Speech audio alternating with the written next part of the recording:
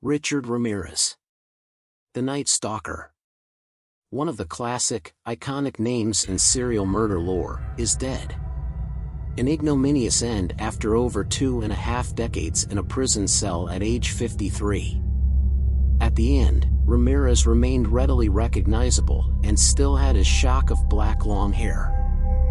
He did not provide a gradual, visual graying fade like another member of his California Brethren of Death, Charles Manson. The basic preservation of this image could serve to cement his historical status, a serial killer Elvis, if you will.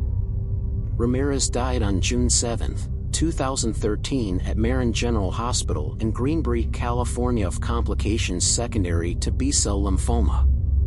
At the time of his death, Ramirez had other significant conditions, including chronic substance abuse and chronic hepatitis C viral infection, according to the coroner's report.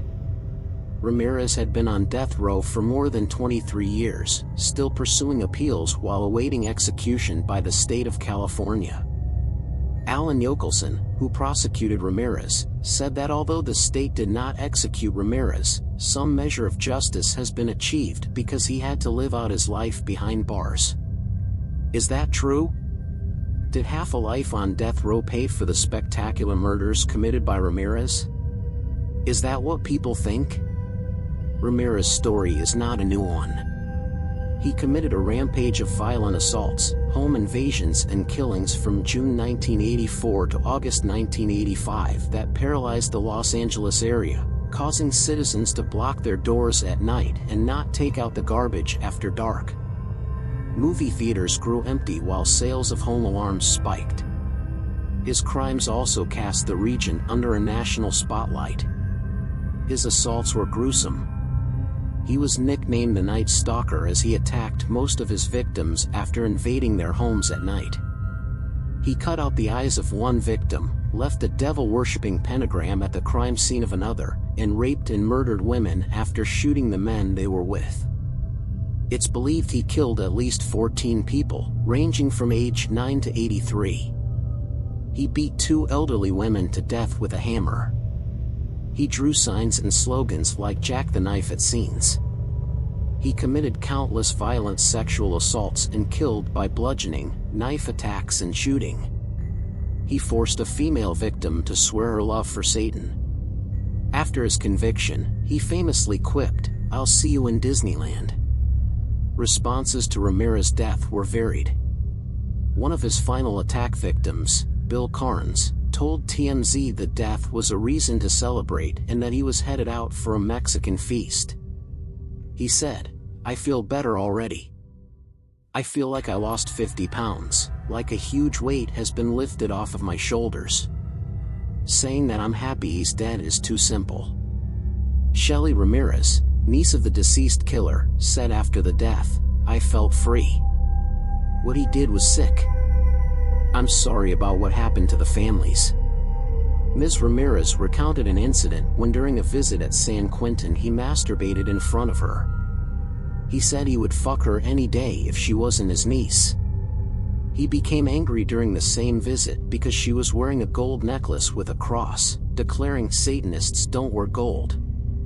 Ramirez apparently had a habit of masturbating in front of staff, young girls and others. An official stated there were several incidents of exposure at the prison and sexual acts in front of others.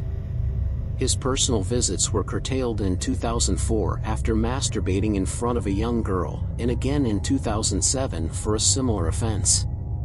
He reportedly has not had much visitation since then, none in 2010, and recently had refused to visit with anyone.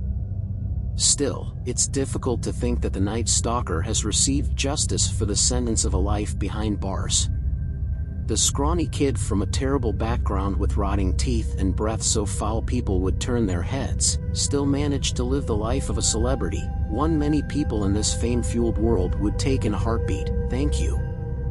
Ramirez was still receiving bags full of mail over 20 years after entering San Quentin's death row and more than 15 years after marrying wife Doreen, who wrote him 75 letters. The demand for visitation requests never waned.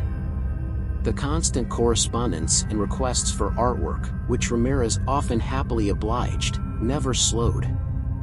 Online murderabilia related to Ramirez was, and is, always in demand. Here's a piece of signed art I obtained earlier this year by Ramirez. Something a high school kid might doodle on the back of a science notebook. But in this case, an artifact worthy of value, from a star.